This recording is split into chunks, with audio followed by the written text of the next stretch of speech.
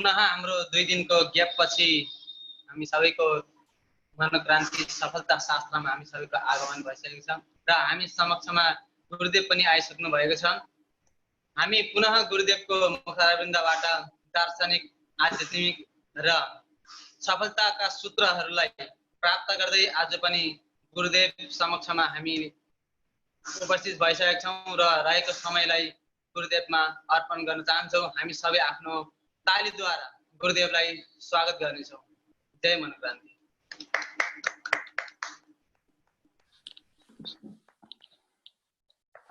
उपस्थित मित्रहरूमा मनोक्रान्तिमय अभिवादन। हामीले योभन्दा अगाडिको प्रवचन गर्दै गर्दा बीचमा नेट डिस्कनेक्ट भएको कारणले गर्दा छुट्नु परेको थियो। विषयवस्तु हामीले अरिष्टासुरबाट उठान गरेर मध्य अवस्थामा पुग्दै गर्दा डिस्कनेक्ट भएको अवस्था थियो। त्यसैलाई आज हामी फेरि जोड्ने प्रयास गरिरहेका छौँ। संसारमा हरेक कुरा यस्तै हुन्, निरन्तर सरल रेखामा केही पनि कुरा चल्दैन। अधिकांश मान्छेले यही सोचेको हुन्छ कि जीवन सधैँभरि जहिल्यै पनि सरल रेखामा, सहज रेखामा अगाडि बढ्छ होला। याद राख्नुहोस् यसलाई। सामान्य मान्छेले जहिल्यै पनि, सधैँ पनि, सधैँभरि यस्तै होला, केही समय राम्रो हुन्छ, राम्रै होला भन्ने सोचिदिन्छ। प्रतिकूल अवस्था पनि सृजना हुन्छ किनकि यो संसार हो। यो संसार हो। संसार भनेको सरिरहन्छ। आज यहाँको अवस्था सर्क सरेर अर्को ठाउँ जान्छ, अर्को ठाउँको अवस्था र वातावरण सिचुएसन सर्क सरेर आफू भएको ठाउँमा आउँछ। आज पहाडको रूपमा, थुम्काको रूपमा माथि भएको जग्गा आज सरक्क सर्दैछ, पहिरोको रूपमा, बाढीको रूपमा तल समथल भागमा आउँछ। अनि त्यहाँको भागको भूभागलाई छोपिदिन्छ। मान्छेले त, सामान्यले त सोचेको हुन्छ सधैँभरि यो यस्तै बस्छ भनेर। के को बस्नु, पहाड आएर बसिदिन्छ त्यहाँ माथि। यो त बाहिरको कुरा भयो। भित्रको कुरा पनि त्यही हो। आफू भित्रको सधैँभरि एकनासको अवस्था चल्ला, अङ्ग प्रत्यङ्ग हो। आज ठिक छ, भोलि फेलियर हुन सक्छ। शरीरको अङ्ग प्रत्यङ्गमा आज बिमार छैन, भोलि आउन सक्छ। सामान्य व्यक्तिले म सधैँभरि यस्तै होला भन्ने सोच्छ। अलिकति गडबडाइजेसन आइसक्दाखेरि, यो शब्दलाई बडो ध्यान दिनुहोस्, गडबडाइजेसन आउने बित्तिकै सामान्य मान्छेले आफूलाई गुमाइहाल्छ। विभिन्न किसिमका गडबडाइजेसनहरू आउँछन्। त्यो मध्येमा एउटा अरिष्टासुर, अरिष्टासुरको प्रतीक भनेको क्रोध हो, क्रोधको प्रतीक हो। र मान्छेले 6वटा शत्रुहरू मध्येमा सबैभन्दा स्ट्रङ शत्रु, सबैभन्दा मुख्य शत्रु क्रोध हो भनेर हामीले व्याख्या गर्दै थियौँ। र त्यो क्रोध पनि मान्छेको जीवनमा एउटा गडबडाइजेसन उत्पन्न गर्दछ। सामान्य अवस्थामा चलिरहेको जीवनलाई जब क्रोधले आक्रमण गरिदिन्छ, जब क्रोध पछाडि लाग्दछ तपाईँ हाम्रो तहस नहस बनाइदिन्छ जीवन। त्यही सन्दर्भलाई व्याख्या गरेर क्रोधको फाइनल अवस्थामा पुगिसकेपछि लाइफ पतनतिर जान्छ, फेलियरतिर जान्छ भन्दै थियो। पहिली कारण, सुरुको कारणहरूमा विभिन्न बहानाहरू हुन्छन्, विभिन्न कारणहरू हुन्छन्। तर फाइनल कारण भनेको के हुन्छ त भन्दाखेरि क्रोध हुन्छ। र क्रोधमा पुगिसकेपछि सबै किसिमका व्यथितिहरू, आफ्ना बेकुबीहरू, आफ्ना मूर्खताहरू प्रस्फुटन हुन थाल्दछन्। हामीले गत प्रवचनमा पनि श्रवण गरिसकेका छौँ। अनि त्यो जब क्रोधलाई हामीले चिन्न सकेनौँ, क्रोधमाथि हाम्रो नियन्त्रण भइदिएन भने अन्ततः गएर क्रोधको परिणाम के हुन जान्छ त भन्दा पश्चाताप। अनि पश्चातापको परिणाम के हुन जान्छ त भन्दा जलन। पश्चातापको आगोमा जल्नु बाहेक अरू कुनै पनि विकल्प हामीसँग रहँदैन मित्र। त्यसैले हामीले जीवनमा धेरै कुरा के गर्न सक्छौँ, त्यो भन्दा ठुलो कुरो हामीले क्रोधलाई कति नियन्त्रण गर्न सक्छौँ। हाम्रो पढाइमा पनि त्यही अनुसारको प्रगति हुन्छ। क्रोध छ, क्रोधमाथि नियन्त्रण छैन, हाम्रो पढाइ एकदम राम्ररी अगाडि जानै सक्दैन। किन भन्दा पढ्नुहुन्छ, अस्ति पनि भने स्मरण हुँदैन, याद रहँदैन, आए जस्तो हुन्छ, आउँदैन, प्रसङ्गलाई अब चाहिँ आउँछ जस्तो हुन्छ, वाचन गर्न बस्यो प्रसङ्ग आउँदैन, त्यो प्रसङ्गसँग अर्को प्रसङ्ग जोड्छु भनेर सब तयारी गरेर बोल्न थालिन्छ, भरे बोल्दा बोल्दै आधा हराउँछ, अनि रिस उठ्छ, क्रोध आउँछ। क्रोध आइसकेपछि गर्दिनँ यस्तो, म पढ्दिनँ, म छोडिन्छ। छोडेपछि समयको प्रयोग भएन, समयको सदुपयोग नहुनु भनेको पतनतिर जानु। त्यसैले मित्र, केन्द्रबिन्दुमा 6वटा शत्रुको केन्द्रबिन्दुमा रीढको हड्डी जस्तै हो यो मानवको, हड्डीको ठाउँमा, ब्याकबोनको ठाउँमा बसेको हुन्छ क्रोध। क्रोध आउने बित्तिकै जिन्दगी जान्छ। अनि त्यतिखेर मैले एउटा प्रसङ्ग जोड्दै थिएँ, क्रोध साँच्चै क्रोधले हामीलाई कस्तो अवस्थामा पुर्याउँछ त भन्ने एउटा मैले प्रसङ्ग जोड्दै थिएँ। यो प्रसङ्गलाई हामीले आज सकेर अर्को प्रसङ्गमा प्रवेश गर्नु पनि पर्छ। त्यसैले त्यो कथामा म भन्दै थिएँ, एकजना राजा शिकार खेल्दै जङ्गलमा जान्छन्। जङ्गलमा पुगिसकेपछि, शिकार खेल्दै गइसकेपछि प्यास लाग्छ, भोक लाग्छ, सबै किसिमको हुन्छ, गलिन्छ, थाकिन्छ। त्यसमध्येमा सबैभन्दा बढी राजालाई त्यतिखेर प्यास लागेको थियो। अनि प्यास कहाँ गएर मेटाउने भनेर हिँड्दै गर्दा एउटा रुखबाट पानी झर्दै गरेको देख्नुहुन्छ। अनि रुखको पातलाई चाहिँ दुनो बनाएर चाहिँ भर्नुहुन्छ। खाने बेलामा पानी पिउन तयारीमा रहँदाखेरि एउटा सुगा आउँछ र झम्टिएर त्यो दुनाबाट पानी पोखिदिन्छ। राजालाई 50% झन्का छुट्छ, तर 50% झन्का नछुटेको कारणले गर्दा कन्ट्रोल हुन्छ। जब 50% सम्म पुग्दाखेरि कन्ट्रोल भयो, क्रोध पनि कन्ट्रोल हुने रहेछ। तर त्यहाँभन्दा माथिको लेभलमा चढ्दै गइसकेपछि कन्ट्रोल हुँदैन। अनि ठिक छ, एकपटक पोख्यो, केही छैन भनेर आफ्नो क्रोधलाई, आफ्नो रिसलाई, आफ्नो आवेगलाई कन्ट्रोल गरेर, नियन्त्रण गरेर राजाले फेरि दुनालाई सोझ्याएर फेरि थाप्नुहुन्छ। फेरि पानी भरिन्छ केही समय पछाडि। ल अब चाहिँ प्यास मेट्नु पर्यो भनेर फेरि पिउने तयारी गर्नुहुन्छ।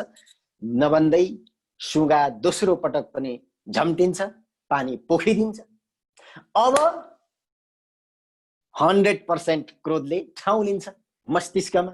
मस्तिष्कमा क्रोधले 100% ठाउँ लिइसकेपछि त्यहाँ मूर्खभाव उत्पन्न हुने, त्यहाँनिर भएको ज्ञान नष्ट हुने, सबै कुरा हुन्छ भनेर हामीले अगाडि नै व्याख्या गरिसकेका छौँ। गीतालाई साक्षी राखेर, भगवान कृष्णको वचनलाई साक्षी राखेर, त्यही भगवान कृष्णको चरित्र लीलामाथि वर्णन गर्दैछ।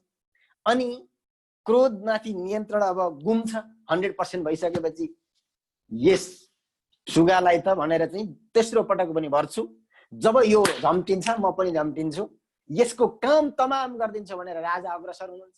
तेस्रो पटक दुना भर्नुहुन्छ, भरिन्छ दुना। अनि राजा अब पानी पिउने ध्यानमा हुनुहुन्न, अब सुगालाई मार्ने उद्दतमा लाग्नु भएको छ। अब पानी पिउँदिन, अब नखाँदा बरु मरै मरौँला, तर म सुगा मार्छु। रिस क्रोध आइसकिरहेछ। अनि एउटा हातले चाहिँ दुना उठाए चाहिँ जस्तो गर्नुहुन्छ, पिउन आँटे जस्तो गर्नुहुन्छ, अर्को हातले हतियार बोकेर पानी पिउन आँट्दाखेरि सुगा झम्टिन्छ, प्रहार गर्नुहुन्छ। सुगालाई गोविन्दाय नमो नमः भइसकेपछि अब राजाले विचार गर्नुहुन्छ, ल सुगा त मैले मारिदिइहालेँ, अब फेरि कति दुना भर्ने? दुना भर्दा भर्दा तेस्रो पटक पनि पिउन पाइएन। जेसुकै होस्, अब माथि रुखबाट पानी झरिरहेको छ, त्यही रुखमा चढेर चाहिँ पानी पिउनु पर्यो त्यहीबाट भन्ने सोचेर राजा माथि चढ्नु भयो। त्यो रुखबाट माथि चढेर जुन हाँगाबाट पानी झर्दै थियो त्यो देखिसकेपछि राजाको टुप्पीदेखि औँलाको टुप्पाको टुप्पीसम्म सर्लक्क शरीर चिसो भएर आउँछ, एकदम ठन्डा। अब ओहो, सायद यो शरीरमा प्राणै छैन जस्तो चिसो भएर जान्छ। आश्चर्यचकित पर्छन् सम्हालिन राजालाई बडो मुस्किल हुन्छ, गाह्रो हुन्छ। याद राख्नुहोस्, प्रसङ्ग उजागर एकछिन नगरौँ होला, के थियो त त्यस्तो त्यहाँनिर। किनभने अलिकति कौतूहलता भयो भने बुझिन्छ, केही क्षण कौतूहलतामा बसियो भने ट्वाक्कै दिमागले समात्छ। राजाले त्यहाँ यस्तो दृश्य देख्नुभयो, बडो आश्चर्य, बडो लखतरान हुनु, शरीरको कुनै अङ्ग प्रत्यङ्गले काम गरेन। राजा बिस्तारै बिस्तारै झर्नुभयो, भुइँमा आएर बस्नुभयो, आफ्नो टाउकोलाई समाउनु भयो। अनि हामी पनि बस्छौँ नि त्यही स्टाइलमा। साह्रै गाह्रो भइसकेपछि, परिस्थिति प्रतिकूल हुँदै हुँदै गइसकेपछि टाउको समाएर ओहो केही गर्दा भएन यार भनेर हामी पनि जब हरेस खान्छौँ, राजा पनि त्यही अवस्थामा पुग्नुभयो। त्यहाँनिर के देख्नुभयो त भन्दा राजाले एउटा अजिङ्गर मरेको अवस्थामा पल्टिरहेको रहेछ र अजिङ्गरको मुखबाट रियाल स्वरूप पानी टप्काउँदो रहेछ तल। अनि त्यो पानी चाहिँ दुनामा भरेर खाँदा त अब मर्ने भयो। अजिङ्गरको मुखबाट निस्केको विष सहितको सुगाले पहिलेदेखि नै देखिरहेका थिए। अब के भयो त भन्दाखेरि सुगाले ज्यान त बचाउनु पर्यो, मैले देख्दै त मर्न दिनु भएन कुनै पनि प्राणीलाई भनेर चाहिँ सुगाले राजाको बचावट गरेका थिए। तर राजाले नबुझ्नुको कारणले अथवा क्रोधमाथि नियन्त्रण नभएको कारणले गर्दाखेरि के त भयो त भन्दाखेरि पश्चातापको आगोमा जल्नु पर्यो। राजा त्यहाँबाट एकदमै रुग्ण जिन्दगीमा केही गर्न नसक्ने अवस्था भए, राज्यमा फर्किए। तर रात दिन उसलाई त्यो घटनाले सताइरह्यो, कहिल्यै पनि छोडेन। त्यो मानसपटलबाट हटाउन पनि सक्नु भएन। जे भयो भयो, यो मेरो हातको कुरो थिएन भनेर पनि भन्न सक्नु भएन। विचार चलिरह्यो, चिन्तन चलिरह्यो, राजाको मानसिक रोगमा परिणत हुँदै गयो। बिस्तारै बिस्तारै शारीरिक रोगमा परिणत भयो। राजाले अब कुनै राज्यको कार्यभार काम गर्न सक्न छोड्नुभयो। आफ्नो उत्तराधिकारीलाई राज्य सुम्पेर उहाँ रोगको कालको गालमा प्रवेश गर्नुभयो। याद राख्नुहोस् यसलाई। त्यसैले मित्र, यो कथा मैले भन्नै पर्छ, साप्ताहिक प्रवचन होइन। यहाँबाट हामी चुक्यौं भने जिन्दगीमा कहिल्यै पनि हामी उठ्दैन। हामी यस्तो धेरै ठाउँमा चुकेका छौँ, त्यो त्यतिकै त मैले भने होइन। हामी यस्तो धेरै ठाउँमा चुकेका छौँ, कथा सुनेको छ, ज्ञान सुनेको छ, सबै कुरो सुनेको छ, बुझे जस्तो लागेको छ, तर परेको बेलामा फिटिकै काम दिँदैन भने त्यसले केही बुझेको होइन। त्यसैले कुनै पनि क्षेत्रमा, चाहे त्यो कला होस्, चाहे त्यो व्यापार होस्, चाहे त्यो खेल होस्, चाहे त्यो नाच्ने होस्, सङ्गीत होस्, गायन होस्, कुनै पनि क्षेत्रमा उठ्नु छ भने, पढाइको क्षेत्रमा उठ्नु छ भने, वाचनको क्षेत्रमा उठ्नु छ भने, सबैभन्दा छिट्टो प्रगति गर्नु छ भने परिवार, समाज, राष्ट्र कहीँ त्यो टिपोट गरेर राख्नुहोस्। केन्द्रीय पोइन्ट क्रोध। जब हामीले क्रोधमाथि नियन्त्रण गर्छौँ, हामीलाई पढ्दाखेरि स्मरण भएन, क्रोध आएन, हामी अरू बढी समय मेहनत गर्न सक्छौँ। हामी डान्स गर्न कुनै क्षेत्रमा जाँदैछौँ, हामीले चाहिँ क्रोध आएन, केही बिग्रिँदा, स्टेप बिग्रिँदा, केही कमजोरी हुँदा पनि क्रोध आइदिएन, नियन्त्रण छ भने केही अरू मेहनत गर्न सक्छौँ, केही अरू धैर्य गर्न सक्छौँ। हामीले कसैलाई कहीँ गएर चाहिँ पर्खनु पर्यो, वेट गर्नु पर्यो, इन्तजार गर्नु पर्यो भने पनि विचार गरौँ, हामी इमेजिनेसन गरौँ। त्यहाँ भेट्ने समय भनेको भन्दा केही समय बढी आफूले वेट गर्नु पर्यो भने रिस उठ्छ। कहाँ पर्खिन्छ, यत्रो बेर है, छोड्दे। याद राख्नुहोस् मित्र कि बन्नै लागेको काम पनि बिग्रेर जान्छ। त्यसैले क्रोध, अब क्रोधलाई एकछिनको लागि इमेजिनेसन गरेर केन्द्रमा राखौँ। त्यो क्रोधबाट के निस्किन्छ त्यहाँबाट हामी हेर्दै जाउँ, बुझ्दै जाउँ। क्रोध आइसक्दाखेरि के हुन्छ भन्दाखेरि अरिष्ट, सबभन्दा नम्बर 1 मा अरिष्ट हुन्छ। अरिष्टासुरको प्रवेश हुन्छ। क्रोध तपाईलाई झन् आउँदा अरिष्टासुर प्रवेश गर्यो भनेर बुझिहाल्नु। कहाँ प्रवेश गर्यो? ब्रजमा। ब्रज, मथुरा, वृन्दावन, त्यो सबै भनेको के हो अहिले हामी दोस्रो पाठमा गएर व्याख्या गर्नेछौँ। अरिष्टासुरको प्रवेश हुन्छ। अरिष्टासुरको प्रवेश हुने बित्तिकै ज्ञान, बुद्धि, विवेक सबै स्वाहा। ओम नमः स्वाहा। त्यहाँ केही पनि बाँकी रहँदैन। अब यी खाली त्यहाँ घमण्ड, अहंकार, अर्काको समाप्त गर्ने, आफू हिरो बन्छु जस्तो लाग्ने मात्रै भाव बाँकी रहन्छ। अनि त्यति भइसक्दाखेरि के हुन्छ त भन्दाखेरि त्यो व्यक्तिले विध्वंस मात्रै गर्दछ, अरू केही पनि गर्दैन। याद राख्नुहोस्, विध्वंस मात्रै गर्छ आफ्नै विरुद्धमा र अरूको विरुद्धमा। जे जति गर्छ सबै विध्वंस, नकारात्मकता, उद्दण्डता मात्रै गर्छ। अब त्यसको इजिकल टु एन्सर आउँछ के भन्नुहुन्छ भने असफलता, पतन, त्यसको एन्सर। अनि हिसाब बिग्रियो, फेल। अब विषय दाग लागेपछि पास हुने सम्भावना भएन। अनि हामी फेरि अर्को वर्ष दोहोऱ्याउनु पर्छ, एउटै घेराभित्र फेरि हाम्रो अर्को वर्ष खेर जान्छ। त्यसैले मित्र, यो श्रीमद् भागवत महापुराणको जुन महाप्रसङ्ग अरिष्टासुरको भगवान श्रीकृष्णको ले वध गर्नुभएको प्रसङ्ग, यो महाप्रसङ्गबाट हामीले के बुझ्नुपर्छ भने आफूभित्रका 6वटा शत्रु त कन्ट्रोल गर्नै पर्छ। त्यसमा पनि मेन क्रोधमाथि हाम्रो टोटल्ली पूर्ण रूपमा नियन्त्रण हुनुपर्छ भन्ने विषयवस्तुलाई हामी यति मात्रै व्याख्या गर्दै अब हामी अर्को आज हामी नयाँ प्रसङ्गमा प्रवेश गर्नेछौँ।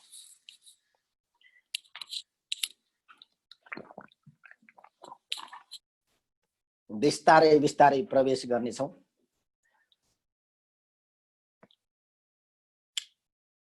अध्यात्म दर्शनलाई बुझ्न र व्याख्या गर्दै गर्दा हामीले धेरै कुराहरूलाई ख्याल गर्नुपर्छ, नत्र भने अधिकांश मान्छेले अध्यात्म दर्शनलाई बुझ्न सकिरहेका हुँदैनन् र उनीहरू त्यत्तिकै छोडेर वायाद भनेर छोडिदिएर बेहाल जिन्दगीमा गइरहेका हुन्छन्।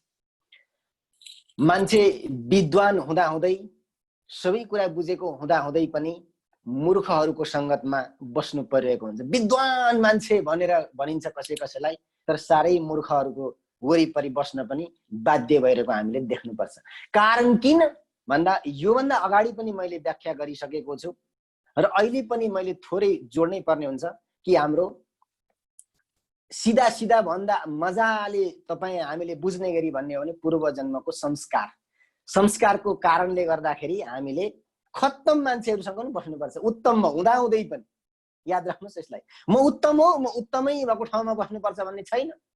उत्तम हुँदाहुँदै पनि हाम्रो पूर्व जन्मको कर्मको कारणले खत्तमसँग केही समय बिताउनै पर्ने हुन्छ। जस्तो अक्रूरजीलाई हेर्नुहोस्, विद्वान हुनुहुन्थ्यो, भगवान कृष्णलाई चिन्नु भएको थियो, जान्नु भएको थियो, तर पनि कंसको सेरोफेरोमा आफन्त भएर सहयोगी भएर बस्नु परेको थियो। अनि हामी अब ज्ञान सुन्दै गयौँ, ध्यान बुझ्दै गयौँ, योग बुझ्दै गयौँ भने के लाग्छ हामीलाई? खत्तम भनेपछि त्यसको छेउमै बस्न हामी सक्दैनौँ। अर्को कुरो के हुन्छ भने विद्वान भए जस्तो लाग्यो हामीलाई, तर हामी झन् अझै मूर्ख भयौँ। याद राख्नु, विद्वान भइसकेपछि केही कुरा बुझ्यो, अब खत्तमको सङ्गत गर्नु हुँदैन। भगवान बुद्धको बाणी पनि सुन्यौँ, बरु नकारात्मक मान्छेको सङ्गत गर्नु, त्यसको सङ्गतमा रहनु, छेउमा बस्नु, वरिपरि बस्नु भन्दा बरु गैँडा जस्तो एक्लै जङ्गलमा हिँड्नु भन्नुभएको छ बुद्धले। म त यो खत्तमको छेउमा बस्दिनँ भनेर मान्छे बस्दै सक्दै। याद राख्नुहोस्, केही समयको लागि बस्नै पर्ने हुन्छ तपाईँले। अब गर्ने के हो? त्यतिखेर के गर्ने त भन्दाखेरि बाहिरबाट टोटल्ली समर्पित भएर बस्ने, जस्तो अक्रूरजीले गर्नुभएको छ। बाहिर हो कंसलाई एकदम ठिक पारिदिनु भएको छ, म तपाईँले भनेको काम पनि गर्छु, ठिक छ भन्नुहुन्छ, मान्नु पनि हुन्छ, काम पनि गर्नुहुन्छ, तर भित्रबाट फिटिक्कै भित्रबाट के गर्नुहुन्छ? मान्नुहुन्छ कंसलाई? नौ। त्यसैले अक्रूरजीबाट एउटा सूत्र, एउटा ज्ञान, यस्तो भयङ्कर ज्ञान निस्किन्छ, दिनुभएको छ कि विद्वान हुँदैमा, दिग्गज हुँदैमा खत्तमको छेउमा बस्नु हुँदैन, होइन, बस्नुहुन्छ मजासँगले, तर भित्रबाट एक्सेप्ट गर्नु हुँदैन, स्वीकार गर्नु हुँदैन। बाहिरबाट गर्नु, बाहिरबाट गरेकाले केही पनि फरक पर्दैन, त्यही पनि केही समयको लागि मात्रै, जिन्दगीभरि त होइन। त्यसैले मित्र, के बुझ्छौँ, के बुझ्नुपर्छ भने खराब मान्छेको पनि केही समय हाम्रो पूर्व जन्मको संस्कारको कारणले, कर्मको कारणले के हुन्छ भन्दा भोग्नु पर्ने भएको त्यो कर्म विपाक भन्ने सूत्र छ, त्यहाँ शब्द छ। त्यो भएकाले गर्दा के हुन्छ भने तपाईँले बस्नै पर्ने हुन्छ र त्यतिखेर के गर्ने भन्दा मनोक्रान्तिलाई अप्लाई गर्ने, बाहिरबाट ओ वाउ गरिदिने, भित्रबाट तेरो बाउ भन्ने, चुप्प लागेर आफ्नो काम गर्ने।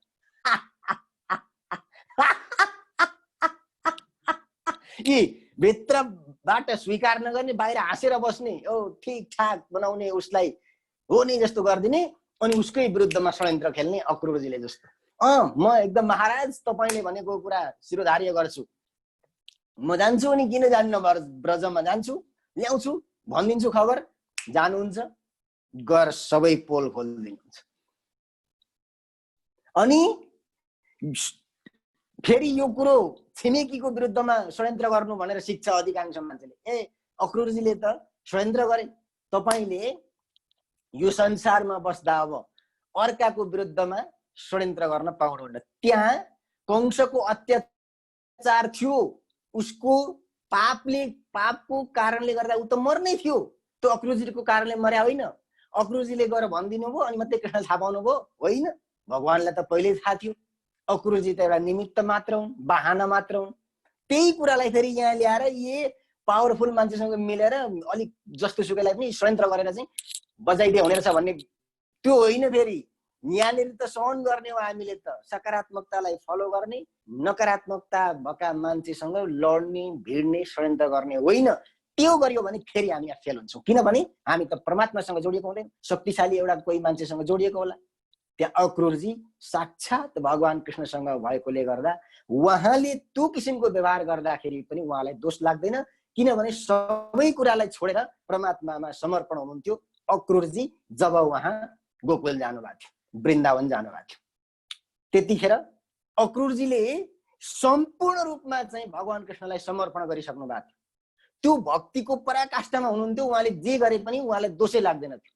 उहाँ कर्म बन्धनबाट एक प्रकारबाट भन्ने हो भने कर्म बन्धनबाट छुटिसक्नु भएको थियो। उहाँले जे गरे पनि भगवान कृष्णको जिम्मा थियो। उहाँले कस्तो खालको अवस्था त्यहाँ सृजना गर्नुभयो त्यसलाई हामीले बुझ्नुपर्छ। कथा पढेर हामीले त्यति धेरै बुझिराखेका हुँदैनौँ। उहाँले जब म हुन्छ जान्छु भनेर रथमा बस्नुहुन्छ, 2-3 घण्टामा पुगिन्थ्यो अरे, रथ फटाफट हिँडेको भए, तर बिहान हिँडेको अक्रुर बुढा साँझमा मात्रै पुगे। त्यो के कारणले त भन्दाखेरि दिनभरि हेर्नुहोस्, त्यत्रो दिन एक एक सेकेन्ड भगवान कृष्णको चिन्तनमा लगाए, मननमा लगाए, अनि अक्रुर अक्रुर रहेनन् त्यहाँ। याद राख्नुहोस् यसलाई। अझै पनि हामीले के बुझिन्छ भन्दाखेरि अक्रुरै थिए त्यहाँ भन्ने बुझिन्छ। अक्रुर थिएनन्, अक्रुर हराइसकेर थिए, गायब। अक्रुरको एउटा खोल थियो शरीरको, बस। अक्रुर कहाँ थिए थाहा छ तपाईँलाई? भगवान कृष्णमा विलिन भइसकेका थिए। विलिन भगवान कृष्णमा नभइकन कोही पनि साधारण मान्छे रथबाट ओर्लिएर बालुवामा लुटपुट गर्न सक्दैन मित्र, यो कुरा याद राख्नुहोस्। हामी विचार गरौँ त, वृन्दावनमा बसेका छौँ, कहिले लुटपुट गर्न सक्यौँ? सक्छौँ अब? नो, असम्भव। किन भन्नुहोस् त, कारण खोज्नुहोस् त। हामी भगवान कृष्णमा विलिन हुन सकेकै छैन। विलिन हुने कल्पना पनि गरेका छैन, कल्पना आएको छैन हामीलाई, कहाँबाट हुन्छ? त्यसैले मित्र, जुन कुरा गर्नुभयो अक्रुरले कंसको विरुद्धमा, त्यो त गलत हो। फेरि कसैको विरुद्धमा काम गर्नु भनेको त पाप हो। उसको चाहिँ राज्यमा बसेर उसैको अन्न खाएर उसैको पानी खाएर बसेर उसैको विरुद्धमा, चाहे जति नै नकारात्मक मान्छे होस्, त्यसको विरुद्धमा षड्यन्त्र गर्नु भनेको पाप हो। तर अक्रुरलाई पाप लाग्दैन। किन भन्दा भक्तिको पराकाष्ठामा जानु, सबै कुरालाई त्यागेर छोडेर भगवान कृष्णमा समर्पण हुनु, सर्वधर्मान परित्यज्य मामेकम शरणं व्रज, त्यो गीताको महान वचनलाई आत्मसात टोटल्ली अक्रुरजीले गर्नुभएको थियो। अनि सबै पापबाट छुटकारा उसलाई, जे गर अब अक्रुर। भगवान कृष्णले अर्जुनलाई पनि त्यही भन्नुभएको छ, सबै कुरा छोडेर काम गर, युद्ध गर, मार, काट, छिनाइदे, तर सबै कुरा मलाई समर्पण गर्न सक्नुपर्छ, त ममा रमाउन सक्नुपर्छ, अनि मात्रै जे गर पाप लाग्दैन। तर होइन मैले गरेको, यसले गरेको, उसले गरेको भन्ने सोचेर गरिस् भने त गइस गोलघाट। याद राख्नुहोस् यसलाई। त्यो कुरो हामी धर्ममै भए पनि पढेकै भए पनि हामीले बुझिराखेको हुँदैन। हामीले गलत काम गर्नै मिल्दैन। अझै बुझ्नुहोस्, कुनै पनि नकारात्मक व्यक्तिकै विरुद्धमा पनि गर्नै मिल्दैन, र त्यो गर्नु पर्यो भने अक्रुरको स्टेपबाट भगवानमा समर्पण भएपछि मात्रै हुन्छ। अब हामी धार्मिक पनि हुने, हामी गलत काम पनि गर्ने, हामी धार्मिक पनि हुने, मन्दिरमा पनि जाने, भजन पनि गर्ने, त्यहीँनेरि दोस्रोको कुरा पनि काट्ने, ईर्ष्या पनि गर्ने। याद राख्नुहोस्, त्यहीँ जाने, ऊ फलाने कहाँ गएकै भएन नि, त्यो हुँदै भएन, त्यस्तो भजनै भएन, बिचमा बिगारिहाल्यो, ईर्ष्या गर्छौँ, अर्काको खण्डन गर्छौँ। मन्दिरमा गएर अरू त अरू, सप्ताहमा गएर हेर्नुहोस्, सप्ताहमा जानेको त्यही हुन्छ, कथा सुन्ने। अनि फलारको टाइम भएपछि त्यहाँनेरि भगवानको ओहो यस्तो कथा आयो, त्यो प्रसङ्ग आयो, त्यसले के भनेको होला, भरे गुरुजीलाई यो पनि कुरा सोध्नु पर्यो। भगवानको चर्चा हुन्छ या संसारको चर्चा हुन्छ भन्नुहोस् त? सबैले पाप गरेर आउने सप्ताहमा गएर। अनि पुण्य क्षेत्रे कृतम पापम वज्रलेपो भविष्यति।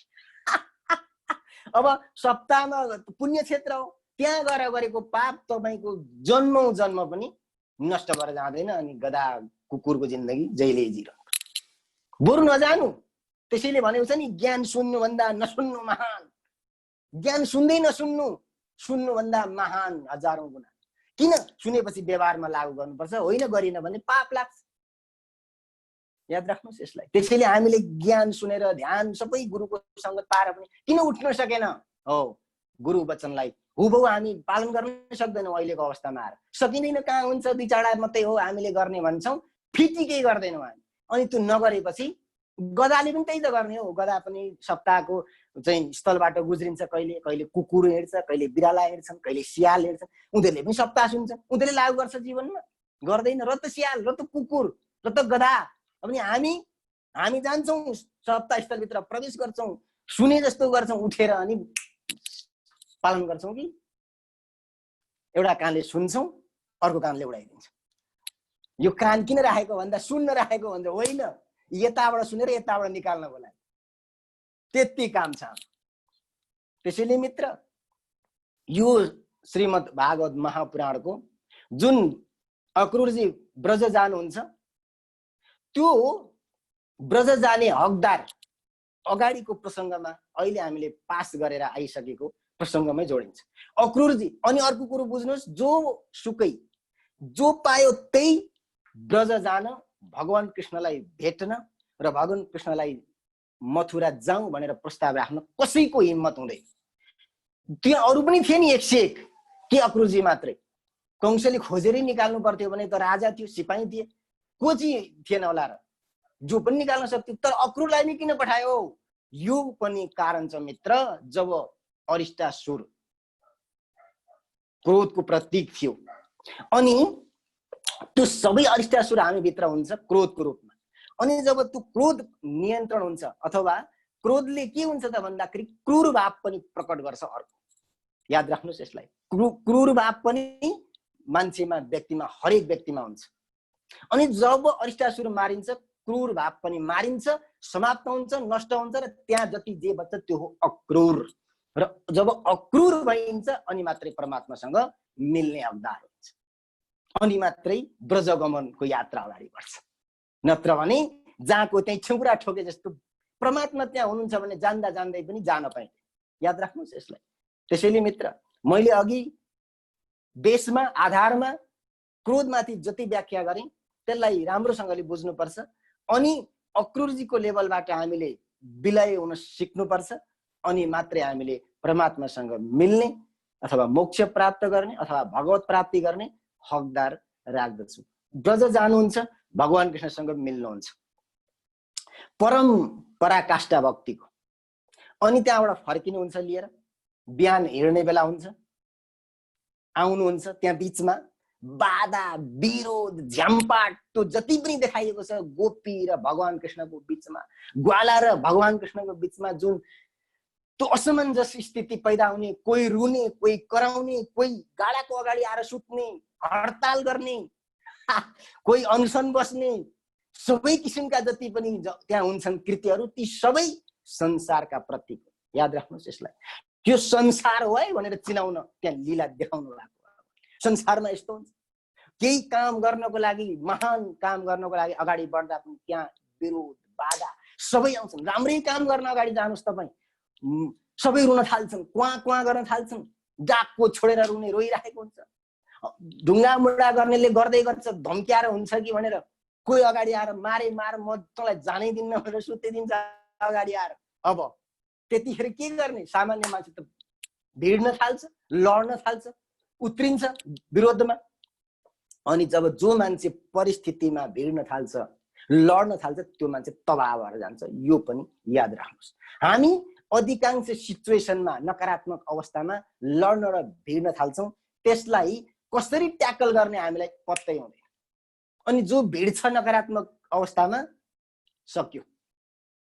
नकारात्मक अवस्थालाई कहिल्यै पनि भिड्न हुँदैन। डाइरेक्टली इनडाइरेक्टली सदुपयोगको मार्ग अपनाएर त्यसको सदुपयोग गर्नुपर्छ। सक्रियतापूर्वक सदुपयोग गर्नुपर्छ नकारात्मकताको। याद राख्नुहोस् यसलाई। अधिकांश मान्छेले समाधान खोज्छ, नकारात्मकताको समाधान खोज्छ, सम्झाउने, बुझाउने, लडाइँ गर्ने, भिड्ने। भएन भने भिड्ने भनेर चाहिँ उ तबाह हुन्छ। मलाई यो लड्ने र भिड्ने कुरा गर्दा मलाई एउटा बाजको याद आउँछ। गरुडजीको, पक्षीराज गरुडजीको कलियुगको भर्जन पक्षीराज बाज, चिल। याद राख्नुहोस् यसलाई। अहिले यो कलियुगमा पक्षीराज भनेर बाजलाई चिनिन्छ, चिललाई त्यो जति शक्तिशाली चरा पंक्षी अरू छँदै छैन। उसले सबै किसिमका पंक्षीहरूलाई खाइदिन्छ, जनावरलाई खाइदिन्छ। उसले समुद्रबाट निकालेर लान्छ ठुल्ठुलो माछाहरू, जङ्गलको चाहिँ ठुल्ठुलो प्राणीहरूलाई चाहिँ उसले नङ्ग्राले बोकेर पहाडको टुप्पोमा लगेर खाइदिन्छ उसले। त्यो पक्षीराजले को जीवनबाट यो भिड्ने कुरा गर्दाखेरि एउटा सिक्नुपर्छ हामीले। तुफान आउँछ संसारमा, एकदमै ठुल्ठुला तुफानहरू आउँछन्, हावा हुन्डरीहरू चल्छन् र अधिकांश त्यो अवस्थामा पंक्षीहरू सबै मारिन्छन्। त्यो तुफान चलेको बेला यस्तो खतरनाक तुफान हामीले अहिलेसम्म देखेकै छैन। अनि त्यो चिल पनि त मर्छ, मर्नुपर्ने। तर चिलले के गर्छ भने त्यो तुफानको वेगसँगै आफूलाई पनि उडाउँछ। अनि त्यो तुफान कस्तो आउँछ भने चक्रवात, भुमरी पर्ने खालको आउँछ। त्यो भुमरी पर्दाखेरि त स्पिडमा जान्छ अनि त्यहाँबाट घुम्न थाल्छ। चिल पनि स्पिडमा जान्छ, घुम्न थाल्छ। त्यही उसको तुफानकै गतिमा घुमिदिन्छ। ऊ पनि घुम्दै घुम्दै आफ्नो हाइटलाई बढाउँदै जान्छ। अनि थाहा छ त्यो एउटा बिन्दुमा पुग्दाखेरि चक्रवात, तुफान माथि जान सक्दैन, त्यो भन्दा माथि गइन्छ चिल। याद राख्नुहोस् यसलाई। यसको मतलब के हो भने नकारात्मक सिचुएसनमा सम्पूर्ण चराहरू विपरीत उड्न खोज्छन्, मरेर जान्छन्। भिड्न खोज्छन्, आफूलाई बचाउन खोज्छन्, तुफानले उडाउँछ, त्यही बस्न खोज्छन्, सबै मारिन्छ। पखेटा माचिन्छ, अङ्गभङ्ग हुन्छ, पछारिन्छन्। तर चिलले के गर्छ भने त्यही स्पिडमा उड्दिन्छ ऊ। अनि चक्रवात घुम्न थाल्दा ऊ पनि घुम्दिन्छ त्यही स्पिड। ऊ त शक्तिशाली छ फेरि, तर त्यो शक्ति उसले विरोधमा लगाउँदैन, भिड्नुमा लगाउँदैन। याद राख्नुहोस् यसलाई। उसले आफ्नो सुरक्षामा लगाउँछ, कसरी बचिन्छ त्यहाँ प्रयोग गर्छ। अनि आफ्नै स्पिडमा, त्यो तुफानकै स्पिडमा घुमेर घुम्दै घुम्दै बिस्तारै तुफान भन्दा माथि जान्छ र चिल एउटा पनि चिल मर्दैन। Can you imagine? त्यसैले मित्र, नकारात्मक अवस्था आउँदा, प्रतिकूल समय सृजना आउँदा कहिल्यै पनि भिड्नु हुँदैन। आफूभन्दा ठुलो मान्छेसँग प्रतिकूल अवस्था आउँदा के कहिल्यै भिड्नु हुँदैन। त्यहाँबाट हामीले बच्न खोज्नुपर्छ। कसरी बचिन्छ? यदि भिड्न गइयो भने सबै पन्छी जस्तै मारिन्छौँ र त्यहीसँग कसरी बच्ने भनेर त्यो शक्तिलाई, पावरलाई हामी लगाउने हो भने हामी त्यहाँबाट बाहिर आउँछौँ सहजै रूपमा। त्यहाँ गोपीहरूले, गोठालाहरूले, ग्वालाहरूले सबैले भगवान कृष्णलाई अवरोध गर्छन्। अनि बिस्तारै बिस्तारै बिस्तारै त्यो सिचुएसनलाई ट्याकल गर्दै गर्दै गर्दै अगाडि बढिन्छ। कुरो यहाँ कस्तो सिचुएसन बनाइएको छ भने ईशावास्यमिदं सर्वम भनेर वेद वाक्य बोल्ने मात्रै, तर फिटिकै व्यवहारमा लागु नगर्ने कट्टरवादी, अतिवादी धार्मिकहरूका लागि हो। कसरी भन्दाखेरि ईशावास्यमिदं सर्वम, गोठालाले पनि त्यही बोल्थे, गोपिनीहरूले पनि त्यो नजानेको नसुनेको होइन। सबै ब्रजवासीलाई थाहा थियो वेद वेदाङ्ग। साक्षात् भगवान त्यहाँ हुँदाखेरि पक्कै गुरुकुल त थिए होला। भगवान कृष्ण पनि गुरुकुलकै गएर आउनु भएको, पढेरै आउनु हो वेद वेदाङ्ग होइन। त्यतिखेर कहाँ वेद पढाइन्थ्यो र भगवान मात्रै अवतरण भएको भन्न मिल्दैन, पाइँदैन। वेद वेदाङ्ग पुराण उपनिषद सबै पढाइन्थ्यो त्यतिखेर पनि। कसले बुझिया थियो? बुझिया थियो भने बाटो छेक्थे ग्वालाहरूले। विचार गर्नुहोस्। अनि यही सिचुएसनसँग अहिलेको लकडाउन कनेक्सन गर्नुहोस्।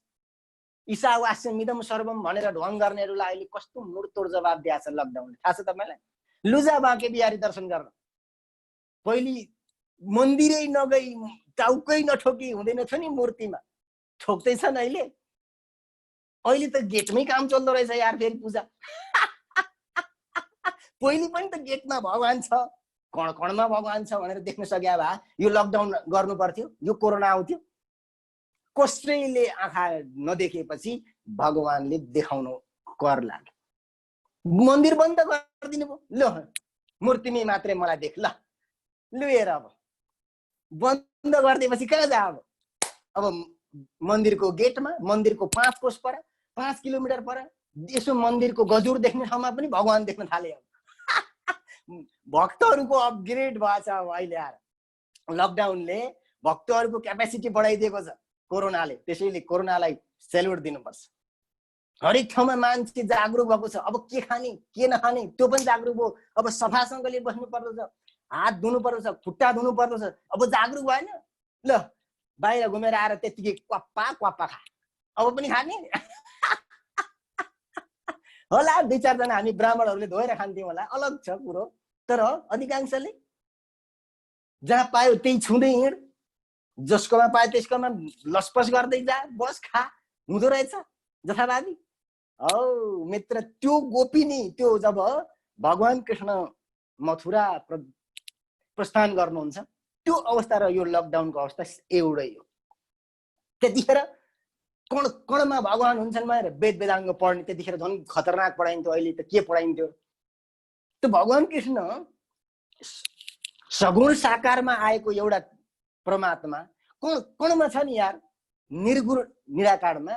त्यसलाई किन देख्न सकेको हो? त्यसलाई देख्न नसकेको परिणाम कारबाही गरेको परब्रह्मले अर्को परब्रह्मलाई त्यहाँबाट छोडेर जाँदा पीडा भयो नि। किन पीडा भयो?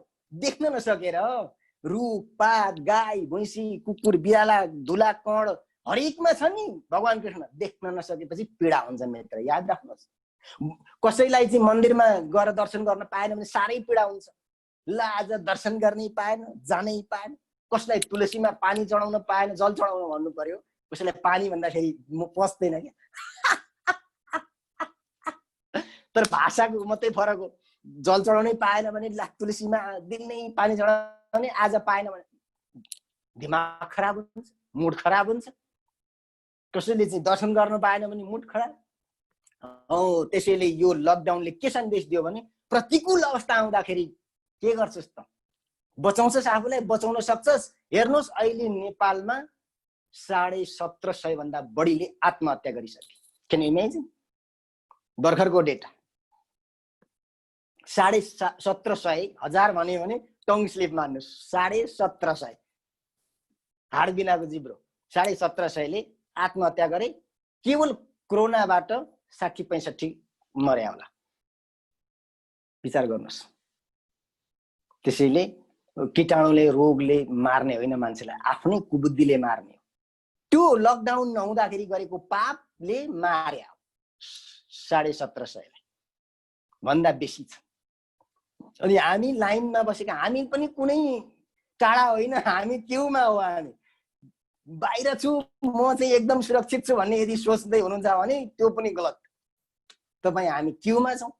अब धारा गइरहेको छ लाइन, बढ्दो छ क्रम। के ठुलो कुरो भएर आउँछ हाम्रो नम्बर, कतिौं नम्बरमा टोकन कहिले लिएको छ, टोकन लिएकै थाहा छैन हामीलाई। कुन ठाउँमा पुगेर कसरी भन्ने छ सबै त्यहाँ विस्तृतमा लेखिएको छ। त्यसैले मित्र, यो भगवान कृष्णको मथुरा गमनको प्रसङ्गबाट यो लकडाउनलाई हामीले कनेक्सन गरेर यस्ता आगामी आउनेमा पनि त्यही हो। फेरि यो अहिलेको कोरोना मात्रै होइन, योभन्दा पहिले आएको प्लेग रोगको महामारी, भूकम्प, यी सबै कुराको त्यही हो। भगवानलाई कण कणमा देख्न सक्नु, यस्तो विपत्ति आउँदैन। र देख्न नसकेपछि यस्तो विपत्ति हरेक 100 वर्षमा दोहोरिने गर्दछ। हरेक 100 वर्षमा अनि त्यो 100 वर्षमा महामारी आउँछ भनेर खोजेर अध्ययन गरेर स्टडी गरेर आफ्नो मानसिकतालाई तयार पारेर राख्ने मान्छे सम्राटको सम्राट हलिँदैन कहिले। हो, भगवान पशुपतिमा मात्रै होइन, भगवान बाँके बिहारीमा मात्रै होइन, मेरो हृदयमा पनि हुनुहुन्छ, मेरो घरमा पनि हुनुहुन्छ, हरेक ठाउँमा हुनुहुन्छ। त्यहीँबाट आवास भावमा भगवानको दर्शन गर्न सक्यो भए पीडा हुँदैन। पीडा नभएपछि भगवान कृष्ण मथुरा जाउन् या द्वारिकाधीश भएर बसुन्, केहीमा पनि हामीलाई चाहिँ गाह्रो हुँदैन। अनि त्यहाँबाट त अगाडि बढ्नुहुन्छ, सबैलाई सम्झाइ बुझाइ किन प्रकारमा अगाडि बढ्नुहुन्छ। अक्रूरजी रथ चलाउनुहुन्छ।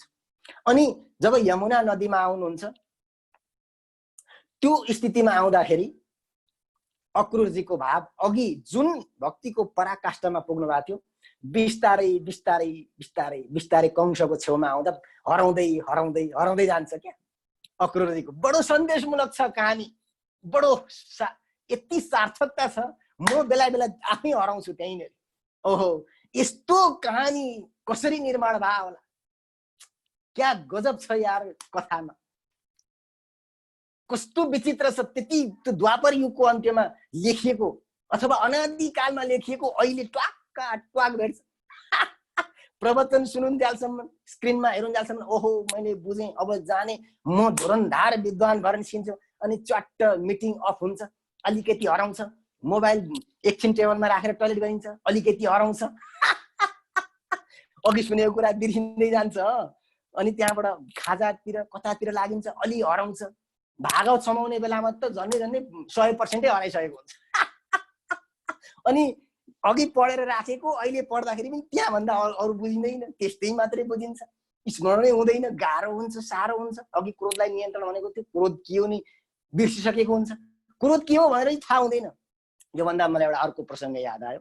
एकजना व्यक्ति वैज्ञानिक टेलिस्कोप किन्न भनेर दोकान जान्छन्, बजार। अब टेलिस्कोप त अर्को वैज्ञानिकले बनाएर ल्याएको छन्, ऊ चाहिँ त्यो टेलिस्कोप लाएर ग्रहलाई हेरेर नक्षत्रलाई हेरेर अर्को खोज गर्नु पर्यो भनेर टेलिस्कोप किन्न भनेर जान्छन् बजारमा।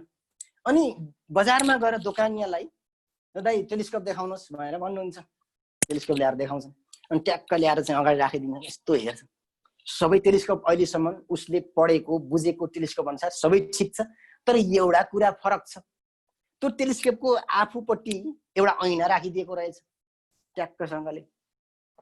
अनि त्यहाँबाट चाहिँ यसो हेर्छ, सबै यन्त्र ठिक छ, ऐना बेसी बढी छ किन राखेको, खुलदुली हुन्छ। अनि सोध्छ दोकानदार, होइन साउजी, टेलिस्कोपमा ऐना त नहुनु पर्ने हो, अनि यो मेरोतिर किन ऐना राखिदिनु भयो, एउटा ऐना पनि राख्नु भएको छ, यसमा त नयाँ रहेछ, यो के हो, यसको कारण बुझेन नि। अरू त सबै टेलिस्कोप युज गर्न आउँछ मलाई, तर यो ऐनाको प्रयोग मैले बुझिनँ। ए भाइ ठिक छ, त्यो बुझिनौ होला, यो तिमी जस्तै वैज्ञानिकको लागि राखिदिएको भन्छ। अनि के हो त म जस्तो वैज्ञानिक भन्दाखेरि, ठिक छ तिमी यो टेलिस्कोप लिएर जान्छौ, अनि त्यहाँबाट सबै कुरा खोज अनुसन्धान गर्दै जान्छौ, अनि कहिले कहाँ जानुपर्ने कहिले कहाँ जानुपर्ने बाटो भुलिन्छ, गाह्रो हुन्छ, साह्रो हुन्छ। बाटो भुलियो सोधेर पत्ता लाउनुहुन्छ कता जाने, तर थाहा छ तपाईँलाई एउटा कुरा, को हराएको भनेरै थाहा नभएपछि के गर्नुहुन्छ, त्यसैले ऐना अगाडि राखेपछि ओहो म हराएको रहेछु भनेर थाहा हुन्छ। त्यसैले मित्र, कतिखेर हराउँछु म अथवा को हरायो नि थाहा हुँदैन। क्रोधको बारेमा व्याख्या गरियो, सुनियो सबै कुरा, अब 2 घण्टा 3 घण्टा पछाडि क्रोध के हो बिर्सिन्छ। अघि पिटपाट क्रोधका बेलामा बाजिरहेको झगडा गरेको हुन्छ व्यक्ति, त्यसैले एउटा ऐना राख्नुपर्छ अगाडि। को रिसाउँदैछ त्यो पनि त बुझ्नु पर्यो। रिस आयो मात्रै भनेर बुझेर हुँदैन मित्र, कसलाई रिस आयो त्यो पनि त बुझ्नु पर्यो। बस सामने भएको मान्छेलाई मात्रै आएको हो कि रिस, क्रोध उसको कारणले झगडा भएको छ कि भन्ने लाग्यो होला, ऐना ठ्याक्क अगाडि भयो, ए मलाई पो क्रोध आएको रहेछ भन्ने त बुझ्नु पर्यो। त्यसले मित्र टेलिस्कोपमा एउटा ऐना एक्स्ट्रा राखिदियो, को हराएको भनेर पत्ता लाग्नको लागि। अनि अक्रूरजी जति छुट्नुहुन्छ परबाट यता यता यता कंसको नजिकमा हुनुहुन्छ, मथुराको नजिक नजिक नजिक। अब अघिको कृष्ण भाव घट्दै घट्दै, अघि ब्रह्मको भाव घट्दै घट्दै, अघि परमात्माको भाव विलीन भएको, हराएको, बालुवामा लटीपट्टी गरेको होइन, सबै बालुवा टिपेर जिउभरि लगाएको दलेको, अब स्वाहा सकिँदै सकिँदै सकिँदै जान्छ। अनि कृष्णले विचार गर्नुहुन्छ, होइन अक्रूरजी मेरा काका हुनुहुन्छ, उहाँले यत्रो भाव देखाउनु भएको छ, ममा केही समय भए पनि ध्यान टिकाउनु भएको छ, त्यो पुण्य त त्यत्तिकै जानु भएन खेर। अब यी बुढा त यस्तै हुन्, धार्मिक बुढाहरू यस्तै हुन्, एकछिन ढ्वाङ गर्छन्, एकछिनमा स्वाङ गर्छन्, एकछिन स्वाङ पार्छन्, हो नि जस्तो मलाई मख पार्छन्, एकछिनमा त्यो बिर्सिहाल्छन् मलाई। यी बुढाहरूको भरोसा हुँदैन, यिनीहरूलाई सम्झाउनै पर्यो भनेर ल अक्रूरजी नुहाउन जाँदाखेरि मेरो अस्तित्व, अब त्यतिखेर त अक्रूरजीको मनमा त सानो केटाकेटी जस्तो, कृष्ण भनेको केटाकेटी हो, कंसले मार्छ, अब सक्छ, मलाई गाल आइलाग्ने भयो, मलाई अपसप पर्ने भयो, मलाई नराम्रो हुने भयो, सबैले कसले ल्याएको भन्दा अक्रूरले भन्छन्, अक्रूरले ल्याएर मार्न छोडिदियो कंसकोमा भन्छन्, मलाई नरसाद पर्ने भयो, अब सोच्न थाल्नु, अब प्रब्लमलाई अघि बिर्सिनु भयो। अनि त्यहाँबाट कृष्णले ल यो बुढा मान्छेले बिर्सिए, नुहाउन जाँदा जलमा जलमै, बाहिर हेरे बाहिरै, जता हेर्यो त्यतै भगवान कृष्णले आफ्नो अस्तित्व देखाइदिनुहुन्छ। फेरि फर्किन्छ भाव, ओहो मैले त गल्ती गर्दै रहेछु है, यो मान्छे भनेको चाहिँ सानो केटाकेटी होइन, यो त परब्रह्म, ओहो म कस्तो बिच चुक्दै रहेछु, ल अब म सजग हुन्छु भनेर त्यहाँ पनि भगवान कृष्णले के गर्नुहुन्छ भन्दा अक्रूरजीको माध्यमबाट सबैलाई के गर्नुहुन्छ त भन्दा मेरो अस्तित्व भनेको हरेक ठाउँमा यसरी नै छ, तपाईहरुलाई मैले निहालिरहेको हुन्छु साक्षी भावना, कतिले गल्ती गर्नुहुन्छ कतिले ठीक गर्नुहुन्छ त्यो सबै हिसाब किताब मेरो कनेक्सनद्वारा चित्रगुप्तकोमा स्टोर हुन्छ। अनि पछि तपाईलाई यमराजले के गर्ने भन्ने फैसला गर्नुहुन्छ, त्यो पनि मेरै कनेक्सन हो, मैले उहाँलाई पढाइसकेको छु पाठ। अनि त्यसले गर्दाखेरि सबैभन्दा ठुलो कुरो दुःख हुँदैन, त्यो स्टेपमा जुन स्टेपमा ईशावास्यमिदं सर्वम भन्नेलाई हामीले आत्मसात गर्यौं भने भगवानबाट छुट्यौं, दर्शन गर्न पाएन, पूजा लाउन पाएन, त्यो चढाउन पाएन, यो दिन पाएन, केही भन्नु पर्दैन, दुःखै हुँदैन, त्यो भावै आउँदैन। किन भन्दा कण कणमा हुनुहुन्छ। अनि त्यस्तो भावले बुझ्दै जाँदा आफै सोहम अहम ब्रह्मास्मि त्यो पनि त घट्दै जान्छ। तर पहिलो सुरुवात हुनु पर्यो ईशावास्यमिदं सर्वम, सबैतिर भगवान हुनुहुन्छ।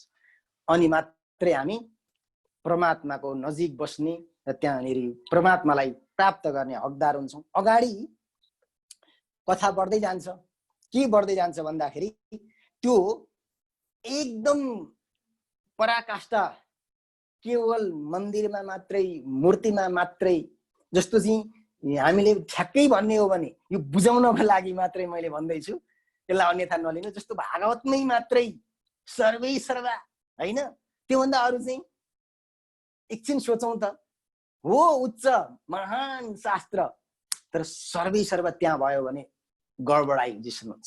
अब कुरो के हुन्छ भन्दाखेरि यत पिण्डे तत् ब्रह्माण्डे, तत् पिण्डे तत् ब्रह्माण्डे यत पिण्डे भन्ने सूत्र छ, त्यसलाई हामीले आत्मसात गर्ने हो भने यो पिण्डमा भएको यो संसारमा छ र त्यो संसारमा भएको यहाँ छ भनिसकेपछि कृष्ण कहाँ होला न, भगवान कहाँ हुनुहुन्छ होला, सबै कुरा आफूभित्र छन्। तर हामीले के भयो भन्दाखेरि हाम्रो अलिकति बुझाइ बढी के भयो भने श्लोकमा मन्त्रमा र बोलाइमा मात्रै भयो, व्यवहारिकतामा भएन। त्यही कुरालाई आत्मसात गरून् र भगवानलाई कणकणमा देखुन् अथवा मलाई कणकणमा भक्तहरूले महसुस गरून् भनेर यो प्रतिकूल अवस्था सिर्जना गर्नुहुन्छ भगवानले। आउनुहुन्छ, नारदजीलाई पनि त्यही गर्नु भएको, देखाउनु भयो, आएर आनन्द दिलाउनु भयो, दर्शन मजाले ध्यानमा चाहिँ एकदम टल्ल लीन हुनुभयो, स्वाटै हराइदिनु भयो। अनि किन हराएको भन्दाखेरि कुयोगी त छस् भन्नुभयो, उसको संस्कारको कर्म अझै तैँले भोग्न बाँकी छ। तर त्यो सँगसँगै नारदजीलाई के पनि भन्न खोज्नु भएको भने भित्र अथवा एउटा म मात्रै एक ठाउँ मात्रै मलाई देखिस्, त्यो गल्ती सबैतिर झलल देख्न थाल, मलाई भित्र मात्रै होइन बाहिर पनि देख्नुपर्छ, बाहिर मात्रै होइन भित्र पनि देख्नुपर्छ। त्यही केही गरेको गरे चौ भएर मात्रै मान्छेले हुँदैन, चुप्प लागेर शान्त भएर बस्न सक्नुपर्छ, शान्त भएर बसेर मात्रै हुँदैन, केही गर्न पनि सक्नुपर्छ, सबै अवस्था अनुसार चल्न सक्ने हुनुपर्छ। चञ्चल मात्रै भएर बस्न सक्ने मान्छेले लकडाउन आउँदाखेरि आत्महत्या गर्नुपर्ने हुन्छ। अब केही नगर्ने बस्ने मान्छेलाई फेरि लकडाउन खुलेर पनि के प्रगति उन्नति हुँदैन। प्रगतिका लागि त कर्म गर्नुपर्छ, एक्सनमा जानुपर्छ, एक्टिभ रहनुपर्छ। त्यसैले जस्तो सुकै सिचुएसन आउँदा पनि हामी घुल्न सक्ने मिल्न सक्ने हुनुपर्छ। जस्तो चिनीलाई कल्पना गर्नुहोस्, होइन त्यत्तिकै खान्छु भन्दा पनि ठिकै छ, पानीमा घोलेर खान्छु भन्दा पनि ठिकै छ, केही खानेकुरामा खिरमा लाएर खान्छु भन्दा पनि ठिकै छ। चिनी बनिसकेपछि त के भयो, जहाँ पनि मिल्दो रहेछ फेरि। अनि अझै सजिलो गरी उदाहरण दिँदाखेरि आलु सबैमा मिल्छ भन्छ। हामी महान बन्न खोज्छौँ, वास्तवमा आलु भए सबैमा मिलिहाल्दो रहेछ होइन। हामी त वास्तवमा आलु हुन सकेनछौँ, खत्तम त भयौँ तर आलु जतिको हुन सकेनछौँ। केहीमै नमिल्ने हामी त, यता हाल्दा पनि मिल्दैन उता हाल्दा पनि मिल्दैन। त्यसैले मित्र, यी आदि गरिएका प्रसङ्गबाट के बुझ्नुपर्छ भन्दा परमात्मा, यो प्रसङ्गबाट यति बुझ्नुपर्छ, परमात्मा हरेक ठाउँमा छन् भनेर शब्दले हुँदैन। मैले भने तपाईले चाहिँ शिवरात्रिको पूजा भयङ्कर लाउँछु भनेर सोच्नु भएको छ। इमेजिन गर्नुहोस्, घरमा सल्लाह भएको छ, कहिल्यै लाउन हामीले पाएको छैन। अहिलेको साल चाहिँ शिवरात्रिमा घनघोर रुद्राभिषेक गरेर पूजा लाउने ल शिवजीको निर्णय गर्नुभयो, सबै सामान जुटाउनुभयो। येन केन प्रकार गएर पूजा गर्न नहुने स्थिति खडा भयो। विचार गर्नुहोस् एकछिन, सबै घर परिवारको मूड खराब हुन्छ ए ल ठिकै छ, भएन लाउन पाइएन, अर्कोचोटि लाउँ। एकाध परिवारको सदस्यले स्वीकार गरे पनि सबैको दिमाग चाहिँ खराब भएर जान्छ। यत्रो गरेको भनेपछि त हामीले पूजा लाउन पाइएन, हाम्रो के चाहिँ दोष रहेछ, ल अर्को गुरुजीलाई खोजेर टिक देखाउँ भन्न थाल्छ कुण्डली देखाउँ होइन। अब यो चाहिँ फेरि के अरिष्ट कुन ग्रहले भूमिका खेल्दैछ, पूजा यस्तो शुभ कार्य गर्ने भएको भएन। पोहोर परार हाम्रो बाजेहरूले पनि यस्तै के पूजा लाउने भन्नुभएको थिएन अरे। अब नकारात्मक निकाल्न थाल्छ क्या त्यहाँबाट त्यति बुझ्नुपर्छ हो। त्यतिखेर पनि नकारात्मकता आउन दिनु हुँदैन माइन्ड। ठिक छ, हाम्रो लागि यही सुर छ होला, यही ठिक छ होला। परमात्माको चाहिँ योजना अनुसार संसारमा कर्म हुने हुन्, घटना घट्ने हुन्। यो घटना अहिले घट्न ठिक थिएन होला, बिस्तारै हाम्रो सिचुएसन बन्ला, सकारात्मकतामा रहँदै जाने, एक दिन मिल्छ अवश्य। अनि त्यहाँबाट तपाईँले चाहिँ टिप्पणी हेराउन जानुहुन्छ, भनिदिइहालौँ न, अलिकति जोडौँ। अब बल्ल बल्ल आइरहेको ग्राहक किन भड्काउने, एहे तपाईँको यो चाहिँ 8औं स्थानमा गएर शनि बसेर चाहिँ 8औं 12औं काटौँ मारौँ भएको रहेछ है। हामी समुदाय हाम्रो मात्रै पकड छ यो जुममा पनि, बाहिर जाँदैन, नडराउनु होला होइन। किन डराउने, 8औं 12औं काटौँ मारौँको तपाईँको भीषण गरेर रहेछ। तपाईँले चाहिँ जप यति हजार जप लाउनु पर्ने रहेछ, अनि त्यस पछाडि मात्रै तपाईँको चाहिँ कर्म सुध्रिँदै गएर तपाईँले चाहिँ अरू शुभ कार्यहरू गर्न मिल्छ भनेर चाहिँ त्यहाँ हानिदिने, प्रार गरिदिने। अनि अब यो ज्योतिषको बारेमा तपाईँले अनुसन्धान गर्नुभयो भने राशि वैज्ञानिक हिसाबमा 12वटा राशि नभएर 13वटा राशि हुँदो रहेछ। अनि त्यो 13वटा राशि भइसकेपछि त्यो 12 राशि हुँदा त अहिले हामी यो राशि मेरो, त्यो राशि तेरो भनेर भनिदो रहेछ। त्यो वैज्ञानिकहरूले पत्ता लगाएर निकालेको राशि 13औं राशि घुसाइसक्दाखेरि अहिले हाम्रो राशि जुन छ त्यो हुँदो रहेछ। साइन्टिफिकल्ली यतापट्टि हाम्रो पूर्वीय दर्शनको आधारमा भनेको होइन, वैज्ञानिकहरूले पत्ता लगाएर ल्याएको कुरामा चाहिँ 13 राशि हुँदो रहेछ र त्यो अनुसार मात्रै हामीलाई सुट हुन्छ भन्ने वैज्ञानिकहरूको निष्कर्ष र खोज अनुसन्धान छ। तर हामी 12वटा राशिमा मात्रै जकडिएका छौँ। अहिले नयाँ समय परिस्थिति अनुसार विज्ञानले खोजेर ल्याएको कुरा पनि एकचोटि आगामी ज्योतिषलाई अँगाल्ने मित्रहरूले, ज्योतिषविद हुने विचार राख्नुभएका यदि कोही हुनुहुन्छ भने त्यसलाई पनि खोज अनुसन्धान गरेर जोड्ने जमर्को गर्नुहोला। र आज यति भन्दै यो वचनलाई म यही अन्त्य गर्छु। जय मनोक्रान्ति भवतु, सब मङ्गलम।